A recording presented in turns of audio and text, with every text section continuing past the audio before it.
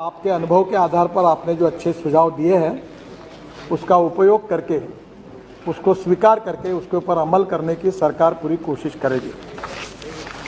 सम्माननीय अध्यक्ष महोदय, मैं बहुत बार ये कह चुका हूँ कि हमारे रोड हमारे प्रॉस्पेरिटी के साथ जुड़े हुए हैं और इसीलिए मैं जब से इस क्षेत्र में काम कर रहा हूँ, जॉन केनेडी, इनका एक वाक्य मैं हर समय याद रखता हूँ और उन्होंने कहा था कि American roads are not good because America is rich, but America is rich because American roads are good.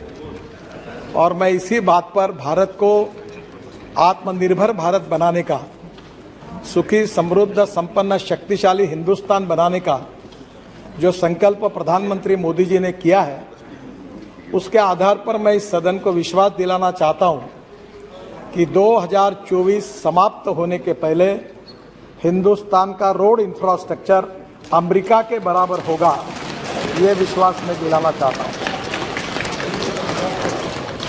और मुझे पता है कि इसके कारण रोजगार भी निर्माण होगा, इसके कारण ग्रोथ भी होगी, इसके कारण एम्प्लॉयमेंट पोटेंशियल भी बढ़ेगा, इसके कारण एग्रीकल्चर ग्रोथ भी बढ़ेगी और उसके साथ टूरिज्म भी बढ़ेगा। फारूक साहब, मैं आपको अनुरोध करूंगा, केवल जम्मू कश्मीर में हम 60,000 करोड़ के काम कर रहे हैं। अभी जो झोजिला टनल बन रही है, मैं पहली बार मुझे सौभाग्य मिला कि आपका कश्मीर ने जन्नत है, कितना सुंदर है। और कारगिल के नीचे पहाड़ी पर ऊपर बाबा अमरनाथ का वो दिखता था और वहां से मैं टनल का निरीक्षण कर रहा था। और पूरा लद्दाख और लेह से लेकर श्रीनगर आने तक कितनी कठिनाइयां थी। अब वो झेड़मोर भी टनल पूरी हो रही है। झोजिला टनल में इस समय 1000 लोग अंदर जाकर काम कर रहे हैं -8 डिग्री में, और 2026 का काम पूरा होने की डेट थी। मैंने उनको कहा कि 24 के पहले पूरा करो, तो मुझे लगता है कि ये एक ऐतिहासिक काम हो जाएगा। लद्दाख और लेह में आने के पहले अगर हम शिमला से हम लोग अगर मनाली तक जाते हैं तो मनाली में हमारी टनल बनी है, अटल टनल। पहले 3.5 घंटे लगते थे, अब 8 मिनट में जा रहे हैं। और वहाँ से अटल टनल से निकलने के बाद हिमालय के ऊपर से वही इतना सुंदर है, जो तो मैं अपने आँखों में पूरी तरह समा नहीं सका कि पूरे वहाँ 4 टनल बना रहे हम लद्दाख लेह पर आने के लिए, रोड बना रहे, पूरा काफ़ी बना है।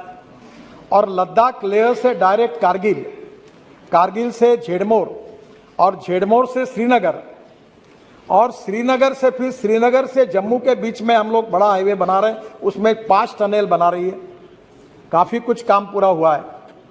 और आज मुझे बताते हुए खुशी हो रही सम्माननीय अध्यक्ष महोदय कि वहीं ये जब टनल हमारी यहाँ से श्रीनगर से हम जम्मू की तरफ जाएंगे तो उसके बीच में कटरा के पहले हम जो दिल्ली से कटरा, दिल्ली अमृतसर कटरा एक्सप्रेस हाईवे का काम शुरू हो गया है। अब कश्मीर के भी काम अवार्ड हो गए हैं और वहाँ से लेकर हम कटरा से पूरा श्रीनगर से वापस हम अमृतसर के द्वारा दिल्ली आएंगे और दिल्ली मुंबई को हाईवे को लग जाएंगे। तो मैं आपको ये विश्वास दिलाना चाहता हूँ कि लद्दाख और लेह से हम लोग श्रीनगर आने के बाद श्रीनगर से डायरेक्ट वहाँ से निकलकर हम मुंबई चले जाएंगे। और मैं आपको विश्वास दिलाता हूँ कि ये साल समाप्त होने के पहले मेरी कोशिश होगी कि श्रीनगर से आप 20 घंटे के अंदर मुंबई पहुंच जाओगे, ऐसा काम हो। हमारे लिए खुशी की बात है कि दिल्ली से जयपुर 2 घंटे में, दिल्ली से हरिद्वार 2 घंटे में, दिल्ली से देहरादून 2 घंटे में, दिल्ली से जयपुर 2 घंटे में, दिल्ली से अमृतसर 4 घंटे में और दिल्ली से मुंबई 12 घंटे में इसी साल हम दिसंबर के पहले कर सकेंगे। आज हमारे देश में केवल यहाँ काम हो रहा ऐसा नहीं है। हम लोग चेन्नई से बेंगलोर का रोड बना रहे हैं, वो भी 2 घंटे में हो जाएगा। काफ़ी लंबी लिस्ट है, पर मैं सम्मान्य सदस्यों को ये विश्वास दिलाना चाहूँगा कि राष्ट्रीय महामार्ग के ऊपर 2014 में हमारी सरकार आई। मैं निरंजन जी आपको कोई कॉन्ट्राडिक्ट नहीं कर रहा हूँ, केवल वस्तुस्थिति बता रहा हूँ। ये झोजिला टनल थी, ये इसका मंजूरी आपके सरकार ने दी थी। बाद में इसके बाद 4 बार टेंडर हुआ। एक बार टेंडर आया तो एक ही टेंडर आया, रिजेक्ट किया गया। दूसरे बार टेंडर आया तो आईएलएफएस को मिला, वो आईएलएफएस की हालत खराब होगी तो टेंडर टर्मिनेट हो गया। तीसरे बार टेंडर आया, उसमें भी अड़चन आई क्योंकि 12,000 करोड़ कॉस्ट बढ़ गई। फिर कैबिनेट में जाना पड़ा। तो मेरे समझ में नहीं आया कि ये कॉस्ट क्यों बढ़ रही है। और मैं केवल, ये मेरा श्रेय नहीं है, मेरे हमारे अधिकारियों का है। और दिल्ली में एक एसोसिएम करके एक संस्था है जो उद्योग और व्यवसाय में काम करती है, उनको मैंने कहा कि आप इसके ऊपर एक दिन का वर्कशॉप लीजिए। और नॉर्वे से लेकर दुनिया के सब लोगों को बुलाया और टेक्निकल और फाइनेंशियल क्वालिफिकेशन के बारे में, ना मैं चार्टर अकाउंटेंट हूँ ना मैं इंजीनियर हूँ, पर मुझे वर्ली बांद्रा सी लिंक मुंबई में बना, एक्सप्रेस हाईवे बना, थोड़ा अनुभव था। तो मैंने कहा ये टनल की कॉस्ट एग्जैगरेटेड है, इसके टेक्निकल क्वालिफिकेशन बदले। और उसमें इंडियन कॉन्ट्रैक्टर को इनकरेज किया गया। 12,000 करोड़ की एस्टिमेट कॉस्ट थी। और आज मुझे बताते हुए एक खुशी हो रही है, हमारे यहाँ तो अभी तो मैं 50 लाख करोड़ के काम कर चुका हूँ। और इस सदन को विश्वास के साथ नम्रतापूर्वक बताना चाहता हूँ, यहाँ तो थोड़ी भी गड़बड़ हुई तो तुरंत आपको पता चल जाता है। आपको 50 लाख करोड़ में एक भी कॉन्ट्रैक्टर ऐसा नहीं मिलेगा कि उसको अपना कॉन्ट्रैक्ट मंजूर करने के लिए कभी मंत्री को मिलना पड़ा, ऐसा एक भी नहीं मिलेगा। आपको कोई ध्यान में आएगा तो मुझे बता दें। Transparent, time bound, result oriented and corruption free. और आपको मुझे बताते हुए खुशी हो रही है, इस देश के इस टेंडर में जिस कंपनी ने कॉन्ट्रैक्ट जीता, 5 लोगों ने टेंडर भरे, कंपटीशन हुई और हैदराबाद की एक मेधा इंजीनियरिंग करके कंपनी है, उन्होंने काम लिया। और फारूक साहब, इस एक ही काम में हमारी सरकार ने एस्टिमेट कॉस्ट से 5,000 करोड़ रुपए की बचत की और ये करके दिखा 5,000। तो मैं आपको निश्चित रूप से ये बताना चाहूँगा कि आज हमने गंगा पर कितने पुल बना रहे, जितने मांगते उतने बना गए। यानी स्वाधीनता के बाद जब तक हमारी सरकार नहीं आई, उतने ब्रिज गंगा पर थे, उतने हमारे 7 साल में ललन सिंह जी बैठे हैं, जो बोलते हैं वो मंजूर करा के हमने सब मंजूर करके दिया। ब्रह्मपुत्रा के ऊपर भी अभी तक ये बहुत, ब्रह्मपुत्रा तो सागर ही है और उसमें भी आपके यहाँ जितने मांगे उतने, जिसका आपने कल माजोली का उल्लेख किया, मेरे से गलती हो गई, मैं सोनवाल जी के प्रचार में आया था माजोली और वो सोनवाल जी मुख्यमंत्री थे और मुझे हाथ दबा दबा कर हेलीकॉप्टर पर, आप एक ही करो, आप बोल दो। तो मैंने बोला अरे मुझे कुछ मालूम नहीं, कॉस्ट कितनी है, क्या है, तुम मुझे कर रहे हो जबरदस्ती। बोले आप बोल दो, मैं चुनाव जीतूंगा नहीं तो मैं हार जाऊंगा। ये लोग नाराज हैं। उसने मुझे इमोशनल, अब ब्लैकमेलिंग शब्द बराबर नहीं है पर इमोशनल हाथ दबाकर थोड़ा सा ऐसा डरा दिया कि मैं पब्लिक मीटिंग में गया और मैंने कहा कि माजोली का पुल हम बना देंगे। जैसे मैं आया दिल्ली तो मेरे अधिकारी ने बताया कि सर आपको पता है ये ब्रिज कितने कीमत का है? बोला कितना? बोले 6,000 करोड़ का। तो मेरा एकदम डाउन हो गया। मैं बोला 6,000 करोड़ एक ही ब्रिज के लिए कैसे देना? और आपको बता दो अध्यक्ष महाराज, ये कितना अच्छा काम हुआ। हमने एक नई टेक्नोलॉजी लाई। वैसे भी स्टील और सीमेंट का 40% हम कंज्यूम करते हैं और मार्केट में भाव बढ़ाते जा रहे हैं। मेरा तो बात चल जाए तो मैं स्टील और सीमेंट का उपयोग ही खत्म कर दूंगा रोड से, ताकि ये घूमते रहे। क्यों हमने क्या किया कि ये जो ऑस्ट्रेलिया, अपना सिंगापुर में और मलेशिया में एक टेक्नोलॉजी आई, ये जो 2 बीम दिख रहे हैं आपको, इसमें मेट्रो में सब जगह पर डिस्टेंस होता है 30 मीटर। और अभी हमने ये तय किया कि वहाँ जो टेक्नोलॉजी आई है, ये 2 पियर के बीच का डिस्टेंस 120 मीटर तक हो सकता है, क्योंकि ऊपर का जो बीम डालते हैं उसका कास्टिंग स्टील फाइबर में होता है। और अध्यक्ष महाराज, हमने वो मैंडेटरी किया और टेक्नोलॉजी नहीं लाई। वर्ल्ड की जितनी अच्छी टेक्नोलॉजी वो लाने की कोशिश करे वो हमने स्वीकार की और फिर ये माजोली आइलैंड का टेंडर निकाला। और आपको बताते हुए मुझे खुशी हो रही है कि 6,000 करोड़ का ब्रिज हमने 680 करोड़ में यूपी ब्रिज कारपोरेशन को दिया। और यूपी ब्रिज कारपोरेशन अभी वहां काम कर रही है और शायद मैं इस साल में एक आध साल में उसके उद्घाटन के लिए आ जाऊंगा। तो अध्यक्ष महाराज, हमारी कोशिश यही रही कि कॉस्ट ऑफ कंस्ट्रक्शन को कम करना और क्वालिटी ऑफ कंस्ट्रक्शन को इम्प्रूव करना। और ये करते समय कभी कभी बहुत लोगों ने चिंता जताई कि एनएचआई का क्या होगा, बहुत कर्जा आया है। मैं आपको बताता हूँ, कभी कुछ पूरा सच बताने में मेरी इसलिए अड़चन है कि अगर ये मैं कभी बताऊंगा तो आप उस दिशा से अगर मेरे ऊपर अगर आर्गुमेंट करने लगे तो मैं अड़चन में आ जाऊंगा। ये मेरा सौभाग्य रहा कि देश का पहला बीओटी प्रोजेक्ट, मैं महाराष्ट्र में मंत्री था तो मुझे करने का सौभाग्य मिला, ठाणे भिवंडी बाईपास। तो ठाणे भिवंडी बाईपास बनाया तो उसमें पहला टोल प्रोजेक्ट हुआ। अब ये खुशी से नहीं हुआ अध्यक्ष महाराज, ये मजबूरी है। मजबूरी है कि इतना बड़ा इंफ्रास्ट्रक्चर करने के लिए सरकार के पास पैसे नहीं है, और पैसे नहीं है तो इसके ऊपर दो उपाय कि चुपचाप बैठो और नहीं तो कुछ दूसरे मार्ग से पैसे लाओ। अब इसमें नुकसान नहीं है। जैसे अभी दिल्ली से मेरठ 4.5 घंटे लगते थे, अब 18 लेन का रोड बनाया अक्षरधाम के सामने, आप लोग रोज उसका अनुभव करते हो। अभी पहले मुझे याद है कभी मैं जाता था उधर से तो ऐसा लगता था कि कभी जाना नहीं चाहिए, पर अध्यक्ष महाराज आज दिल्ली से मेरठ 40 मिनट में आते हैं। और अभी मैं जब मेरठ गया था तो मुझे मेरठ के लोगों ने बताया कि हम 35 मिनट में आधा, तो हम तो गवर्नमेंट गाड़ी में जाते तो 80-90 की स्पीड में होती है।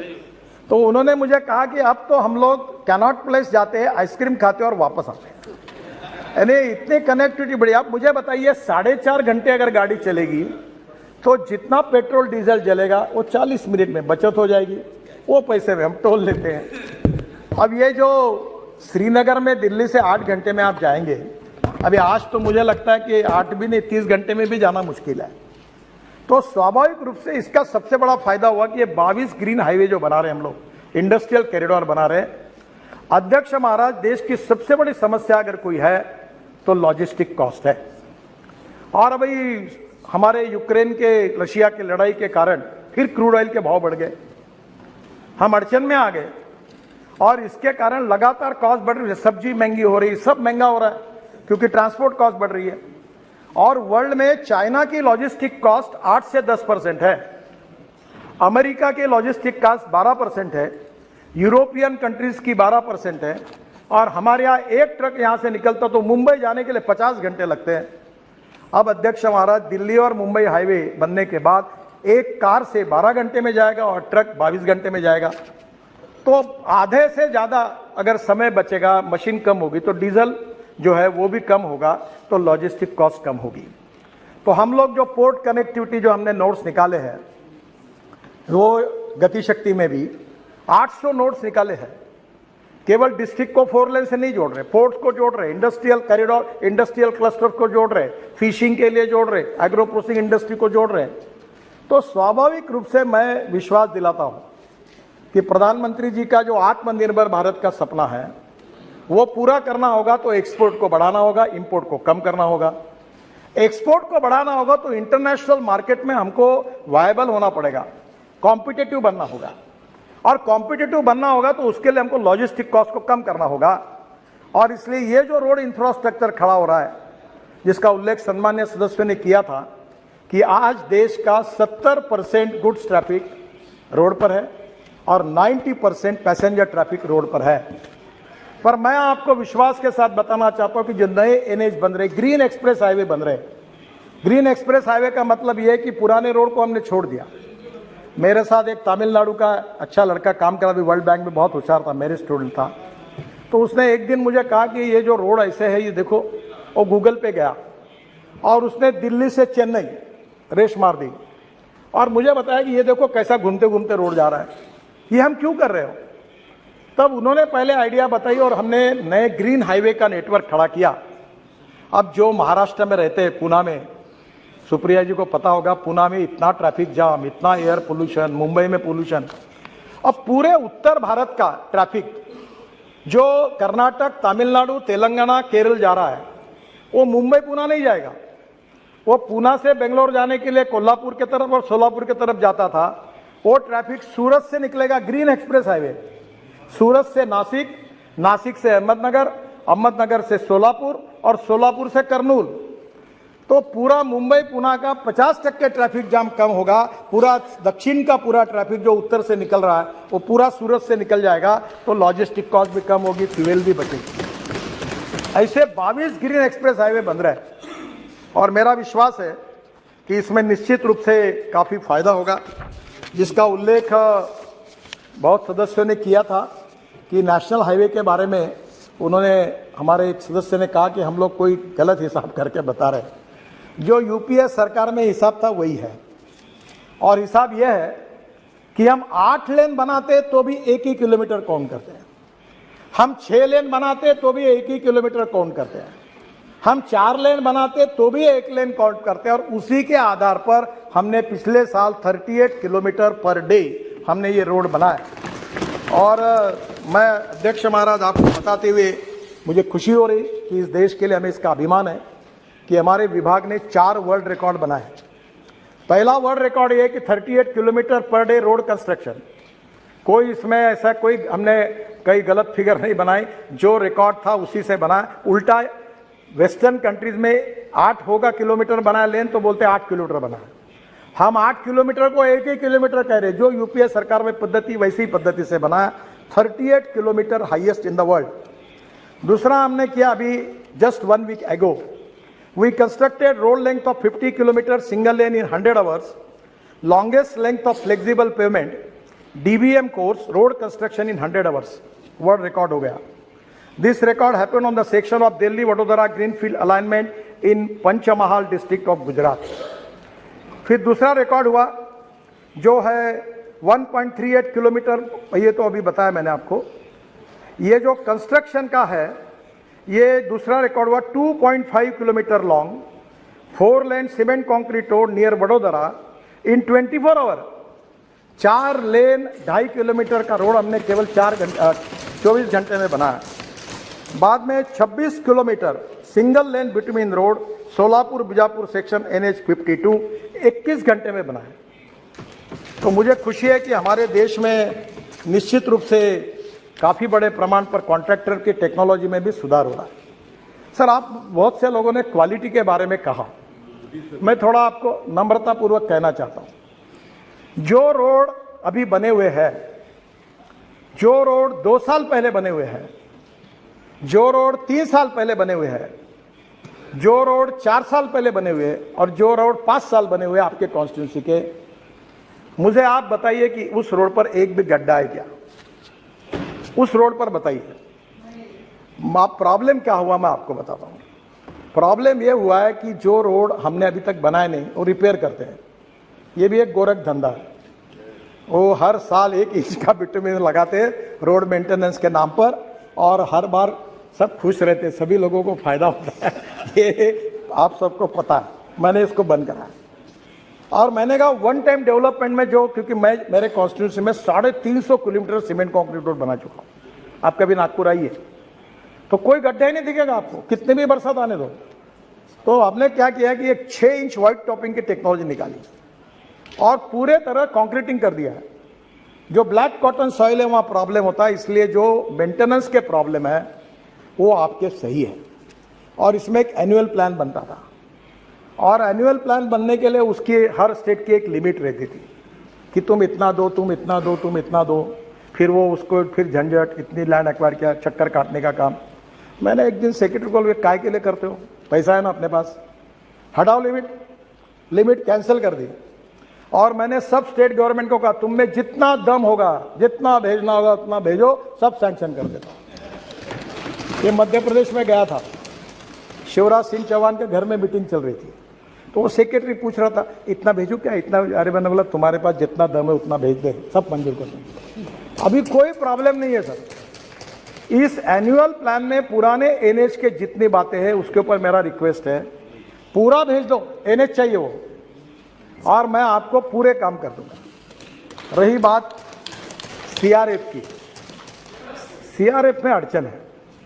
CRF का जो फंड होता है, आपके राज्य में पेट्रोल डीजल पर जो सेस मिलता है, उस सेस का फंड जो होता है वो CRF का होता है, और उसमें मैं पैसा नहीं बढ़ा सकता। जितना मिलता है सेस उतना ही आपको दे सकता हूँ। अब वो MP अलग से बोलते हैं, MLA अलग से बोलते हैं, राज्य सरकार अलग से बोलते हैं। अब रोटी बनाने के लिए 2 किलो का आटा है और 2000 लोगों का खाना है, तो थोड़ा गड़बड़ होती है। पर आज मैं एक नई घोषणा कर रहा हूँ कि सेतु भारतम करके हमारी योजना थी, और इस बार मैं वित्त मंत्री को धन्यवाद दूंगा कि उन्होंने 1600 करोड़ रुपए ज़्यादा सीआरएफ में हमें दिए हैं। तो हमने एक सेतु भारतम योजना बनाई थी कि एनएच पर जितने आरओबी थे हम पूरे बनाने के लिए कोई 150-200 बना रहे। अब उसी सेतु भारतम योजना को मैंने ये 1600 करोड़ ऐड करके दिए, और ये रेलवे और हमारे काम जो चलते प्रपोजल आते आते तो 1:6 क्या 1:8 किया तो भी फर्क नहीं पड़ता, क्योंकि ये करते करते बहुत टाइम लगता है। और 1:6 भी पकड़ा तो भी 8 से 10 हज़ार करोड़ होते हैं। और मैं आज सदन में घोषणा कर रहा हूं कि सेतु भारतम में आपके कॉन्स्टिट्यूंसी में चाहे म्यूनिसिपल कॉर्पोरेशन का आरओबी हो, चाहे डिस्ट्रिक्ट का हो, चाहे स्टेट पीडब्ल्यूडी का हो, चाहे कहीं का भी, जहां रेलवे फाटक बंद करना होगा उतने आरओबी और आरओबी के प्रोजेक्ट प्रपोजल स्टेट गवर्नमेंट के थ्रू बता मुझे भेज दीजिए। मैं 100% अपने पैसे से वो पूरे बनाता हूँ, आप तुरंत भेज दीजिए। क्योंकि इसके पहले हमें बंधन था कि मैं केवल एनएच के ऊपर ही काम कर सकता था, तो एनएच के ऊपर के आरओबी जो है वो हमारे पैसे से करेंगे, और जो अब स्टेट के इसमें है वो जो पूरे स्टेट और कारपोरेशन के, पूरा मेरा होने तो फिर आप पूछ लीजिए, पूरा स्टेट के, कारपोरेशन के, नगर परिषद के, जो गांव में इतने कीचड़ होता है, वहाँ ट्रैफिक जाम होता है, लोग तंग आते हैं, मैं भी भुगत चुका हूँ। और हमारे नहीं, अपना नहीं है, वो स्टेट का है, वो नगर पालिका है। तो अभी कुछ चिंता मत करो, सब भेज दो, मैं सब मंजूर कर दूंगा, आप लाओ लो सब।